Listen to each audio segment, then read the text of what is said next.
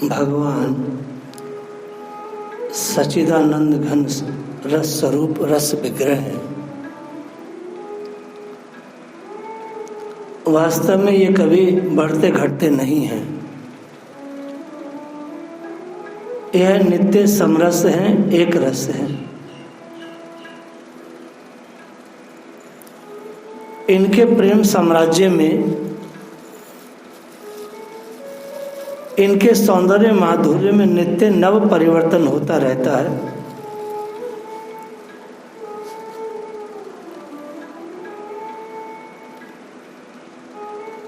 और विधन किसी प्रकार का यदि पड़ जाए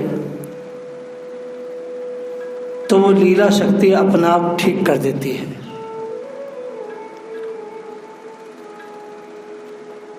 माधुर्य के रस प्रभाव के विधन को भगवान की शक्ति अपना मिटा देती है, बिना किसी के पता किए। किसी को पता भी नहीं चलता। सामान्य स्त्री पुरुष निरंतर माधुर्य में नहीं रह सकते। ये सिद्धांत आप समझ लें। दुनिया की कोई स्त्री कोई पुरुष भी चाहे कितना भी प्रेमी क्यों ना हो, वह निरंतर माधुर्य के प्रभाव में अपने को नहीं रख सकता है। कारण देहात्म बुद्धि और अहम,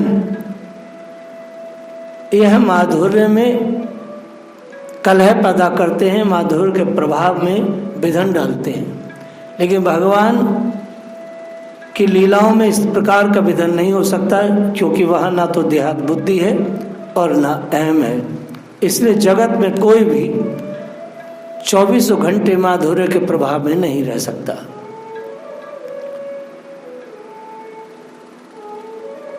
अब लीला हम आगे की बोल रहे हैं। इस समय से लीला गाई जाएगी वृंदावन गमन की। गोकुल एक बहुत ही छोटा सा स्थान है, जहाँ भगवान कूदे नाचे उधम मचाए। छोटे से बालक हैं। संकीर्ण यमुना केली, और वहाँ बहुत छोटी सी जगह, बहुत छोटा सा है। आप देखे हैं गोकुल आज भी बहुत छोटा सा है। लेकिन वृंदावन की तरह यमुना तट आदि बहुत विशाल नहीं है। वहाँ पर न वहाँ गोवर्धन आदि पर्वत हैं, और लता कुंजों की भी शोभा इस स्तर पर नहीं है जैसे ब्रज मंडल की ब्रज में है, वृंदावन में है। वहाँ अनंत लीलामय का रस, सख्य रस, माधुर्य रस प्रकट नहीं हो सकता, क्योंकि वहाँ पे बालक लीला हुई है, जो भगवान बहुत छोटे से बच्चे हैं। लेकिन जो सख्य रस है, जो माधुर्य रस है, उसके लिए श्री गोकुल धाम जो था बहुत ही छोटा था, संकीर्ण था। इसलिए भगवान की निज लीला शक्ति ने नंद बाबा आदि गोपों के हृदय में एक नवीन समस्या पैदा कर दी। ये जो समस्याएं हमारे हृदयों में पैदा होती हैं नित्य नई नई, ये सब माया की बातें हैं। भगवान के भक्तों के हृदय में जो चीजें आती हैं वह लीला शक्ति के द्वारा आती हैं, और हमारे जैसे साधारण मनुष्यों के हृदय में जो भी कुछ स्फुटित होता है वह हम माया के वश होकर के वो चीजें के वश में हो जाते हैं।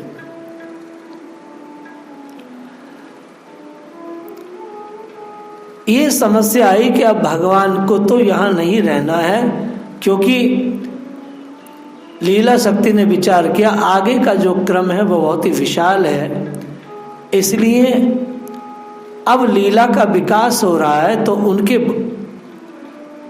उनको बड़े स्थान में जा करके, जहाँ उस लीला की उपयुक्त साधन सामग्री मौजूद हो, जहाँ उस लीला की वृद्धि करने वाले साधन हो, उस प्रकार की सामग्री जहाँ हो वहाँ इन्हें जाना है। इसलिए लीला शक्ति ने नंद आदि गोपों के हृदय में एक नवीन प्रेरणा जागृत कर दी, जिससे सब इकट्ठे हो गए। और क्या समस्या आई सबके बीच में? यह यमुना अर्जुन भंग तक की लीला तो गोकुल में हुई, आप सबको पता है।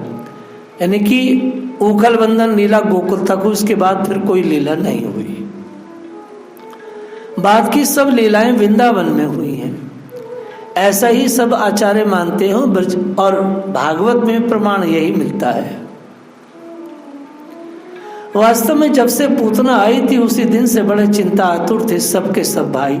नंद बाबा के और भी अनेक भाई थे।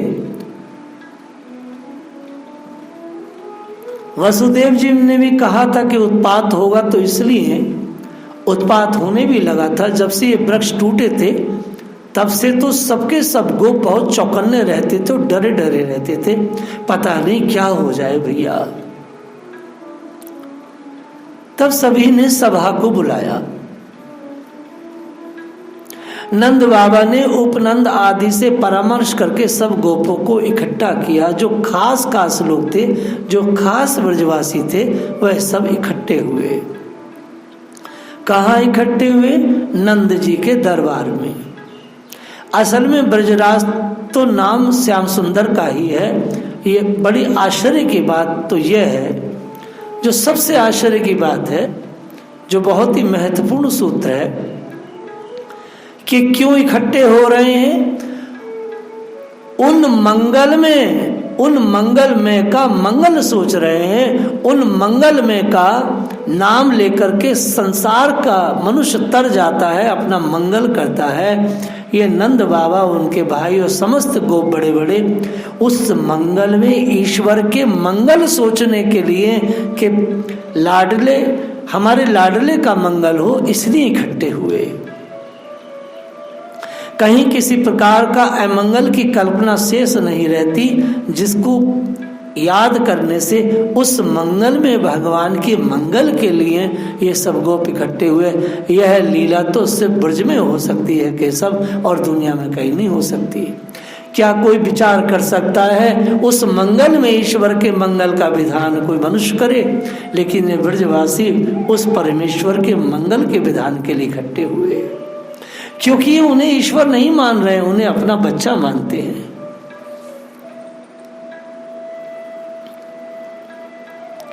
उन भगवान का कहीं अमंगल ना हो जाए, ये वात्सल्य है। ये नहीं सोच पाते हैं कि ये भगवान है। ये तो हमारी रक्षा करने वाले हैं। रक्षा करने वाले की बात सोचते हैं, वो नारायण की। जो रक्षा करते वो नारायण करेंगे। ये तो हमारा बच्चा है। अभी बातचीत में उनके द्वारा प्रकट होगी कि नारायण की हम पर बड़ी कृपा है, नारायण पर इन ब्रजवासियों की बड़ी श्रद्धा है। नारायण ही हमारी रक्षा करते हैं, नारायण ही हमें बचाते हैं। हमारे बालक पर भी नारायण की बड़ी कृपा है। कन्हैया नारायण थोड़े ही है, ये तो हमारा बच्चा है। इस बच्चे की रक्षा हो, कहीं अमंगल ना हो जाए। अब तक तो नारायण ने बचाया है, ये मंगलमय का मंगल सोचने के लिए, कल्याणमय का कल्याण सोचने के लिए। जो परमात्मा कल्याणमय है, परम करुणामय है, परम करुणा कल्याणमय है, उसका कल्याण सोचने के लिए सब गोप इकट्ठे हुए हैं। यह श्रद्धा नहीं है, ये प्रेम है। श्रद्धा बहुत छोटी वस्तु है साहब। श्रद्धा नारायण के प्रति है, प्रेम भगवान के प्रति है। श्रद्धा देवताओं के प्रति है, श्रद्धा देवियों के प्रति है, लेकिन बाल कन्हैया लाल के प्रति तो सिर्फ और सिर्फ शुद्ध प्रेम है, बस, और कुछ नहीं। यह बड़े आश्चर्य की बात है। यही वात्सल्य है। नंद जी के बड़े भाई उपनंद थे, उन्होंने राज्य लिया ही नहीं था। राज पद पर बिठा दिया था नंद बाबा को, जो नंद बाबा उनसे छोटे हैं।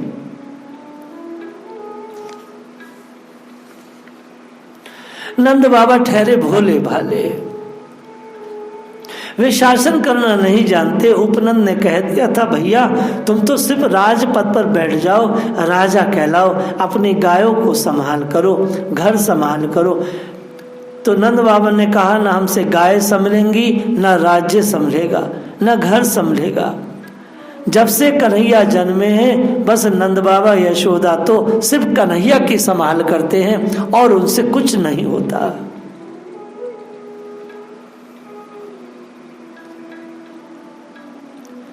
ये उपनंद जी उम्र में बड़े थे, इनके लिए कहा गया है भागवत में। सुखदेव जी कहते हैं गोपो ज्ञान वयो अधिका देश कालार्थ तत्वज्ञ है। ये बड़े समझदार हैं, तत्वदर्शी हैं, तत्वज्ञानी हैं, ब्रह्मवादी हैं, ब्रह्म की चर्चा करते हैं, बहुत इनको ज्ञान है और सारे ब्रजवासी इनको बड़ा मान देते हैं। गोपो ज्ञान वयो अधिका, बड़े दूरदर्शी है, सद्विचारक है, परम ज्ञानी है, राम कृष्ण को बड़ा प्यार करते हैं। उपनंद जी बड़े भारी ज्ञानी भी रहे, सद्विचारक। ज्ञानी होना अलग है, लेकिन सद्विचारक होना ये बड़ा टेढ़ी कीड़ है। कोई ज्ञानी हो जाते हैं लेकिन सद्विचारक नहीं हो पाते, यह सद्विचारक भी है। कोई ज्ञानी हो जाते हैं लेकिन उनके पास विवेक नहीं होता, लेकिन उपनंद जी के पास विवेक भी है। कोई बहुत ज्ञानी हो जाते हैं परंतु वह दूरदर्शी नहीं होते, लेकिन यह बहुत दूरदर्शी है। बालक से लेके वयोवृद्ध तक सब पर इनकी बहुत बड़ी धाक है, सभी इनकी बात मानते हैं। नंद बाबा की बात कोई माने ना माने, क्योंकि नंद बाबा बड़े सरल हैं, सहज हैं, बस उनके साथ कोई हंस दो, मुस्कुरा दो और बाबा से कुछ भी मना लो। लेकिन उपनंद जी जो हैं जरा शासक रहे, जरा थोड़े सतर्क हैं, सो उनसे कुछ भी कहने में लोगों को झिझक होती है। सारे ब्रज में उपनंद जी की बहुत बड़ी ख्याति थी।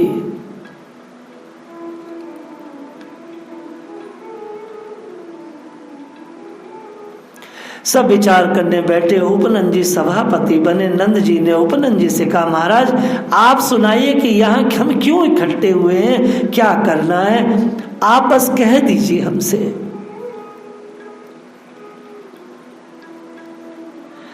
अब उपनंद जी ने सबसे कहना शुरू किया, देखो भैया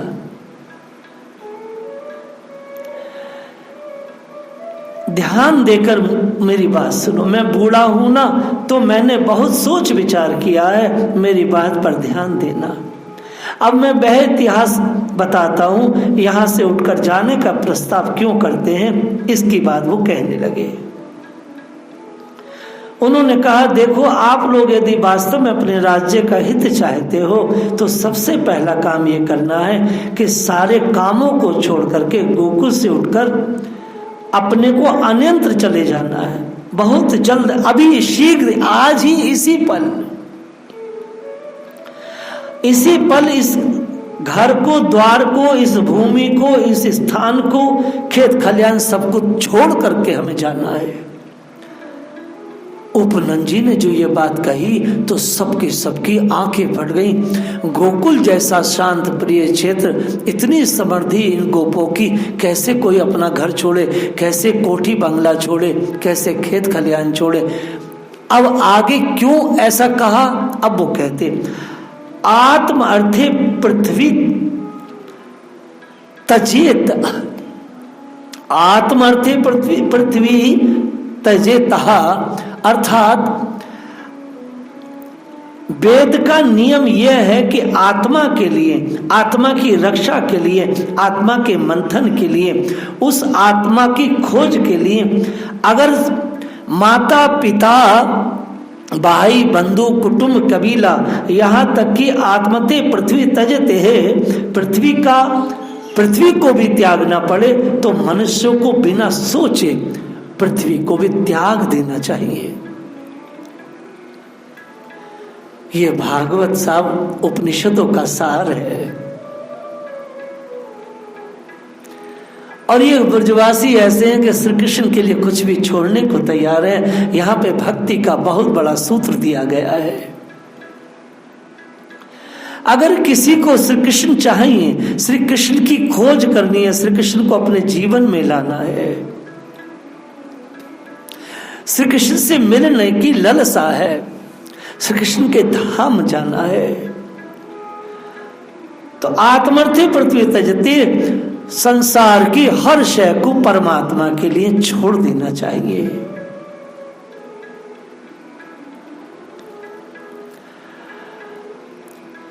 लेकिन अगर संसार को तुम अपने दिल और दिमाग में रखोगे, संसार के लिए, संसार को लेकर के भगवान का भजन करोगे, भगवान को अपनाओगे, बाधा तो कुछ नहीं है, परंतु परमात्मा का मिलना तो अलग की बात है। भगवान को महसूस भी न कर पाओगे कि वो अंदर बैठे हैं।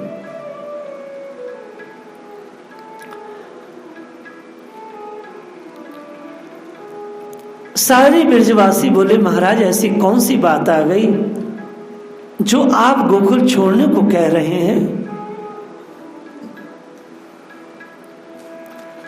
उपनंद जी ने कहा, सुनो,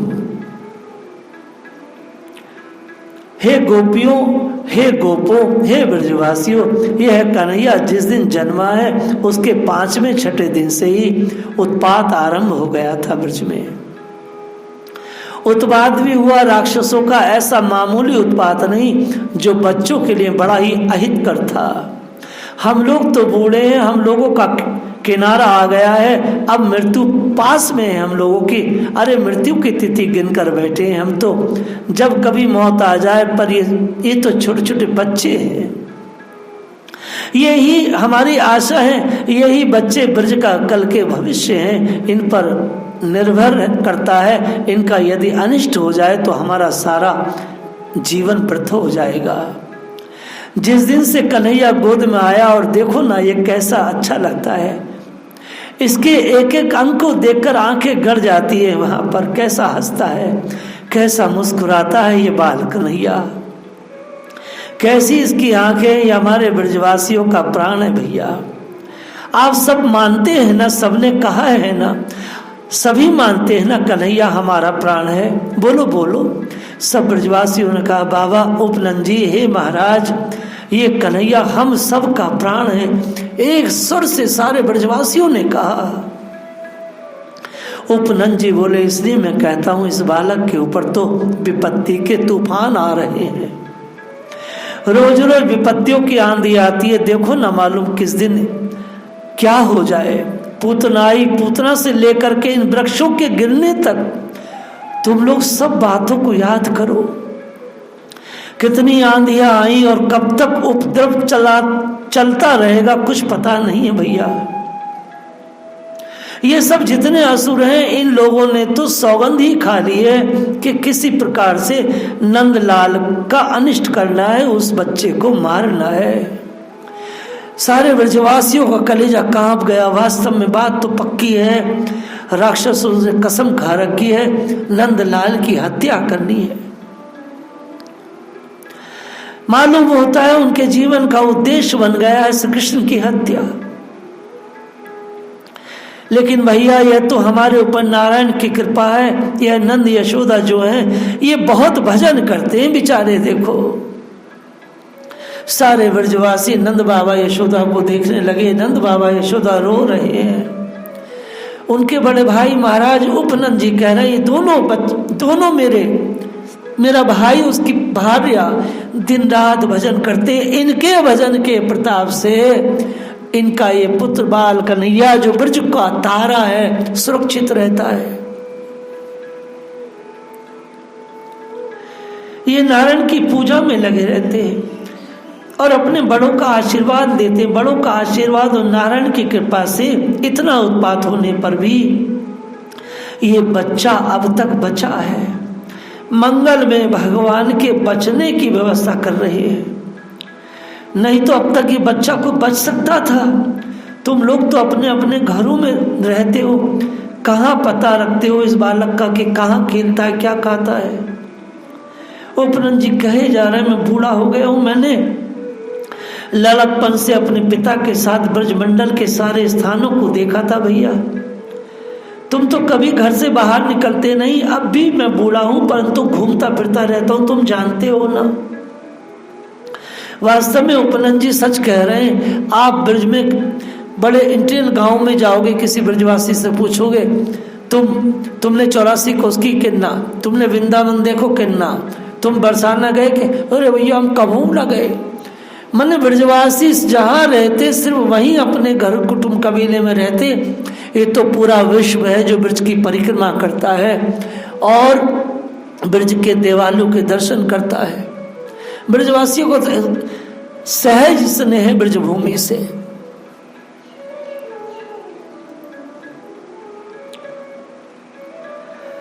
इसलिए भैया मैं कहता हूं, मैं ये प्रस्ताव लेकर के आया हूं आपके बीच में। मैंने कई जगह घूम करके बहुत सारे स्थान देखे हैं। एक स्थान यहां से बहुत थोड़ी सी दूर है, एक बड़ा सुंदर वन है, उसका नाम वृंदावन है। वन देवी वृंदा उस वन की अधिष्ठात्री देवी है, इसलिए उसका नाम वृंदावन पड़ा है। हे गोपो, वहाँ सुंदर सुंदर घास के मैदान है, अच्छे अच्छे तालाब है, यमुना का बहुत लंबा चौड़ा तट है। वहाँ गायों के लिए बड़ा सुंदर सारा साधन है। वहाँ भोजन जलपान सुख के सारे साधन मौजूद है। वहाँ हमारे पशु सारे जाकर मोटे ताजे हो जाएंगे। बड़ी लंबी चौड़ी जगह है, हम जितना चाहेंगे उतने मकान बनवा लेंगे। अब गाय भी हमारी बढ़ गई हैं, बड़ा स्थान चाहिए भैयाओ। अब छोटे स्थान में हम लोगों का काम न चलेगा। जो वृंदावन है, गोप गोपी गवाम से व्याम, गोप गोपी गवाम से ब्याह, ये स्थान बड़ा अच्छा है। यहाँ पर गायों की बहुत सुंदर सेवा होगी, इसलिए हम लोगों को चलना चाहिए। इस प्रकार कहते हुए बोले, देखो हमारी बात पर ध्यान दो। अगर तुम लोग हमारा प्रस्ताव जचा हो तो इस गोकुल को एकदम त्याग दो और वृंदावन का वास करो। भैया जल्दी चलो, आप लोग आश्चर्य करेंगे कि उन गोकुल के ब्रजवासियों ने श्री कृष्ण की तुष्टि के लिए, श्री कृष्ण की सुरक्षा के लिए, श्री कृष्ण के प्रेम के लिए, उनको हंसता खेलता देखने के लिए उन गोकुल के गरीब ब्रजवासियों ने उपनंद जी के आह्वान पर एक पल भी, एक शब्द नहीं बोला, एक पल नहीं लगाया और अपनी अपनी गाड़ी सजाने लगे, गाय घेरने लगे और गोकुल से विशाल बेड़ा वृंदावन की ओर कूच करने लगा। आगे की लीला को हम लोग कल स्मरण करेंगे। जय श्री राधे।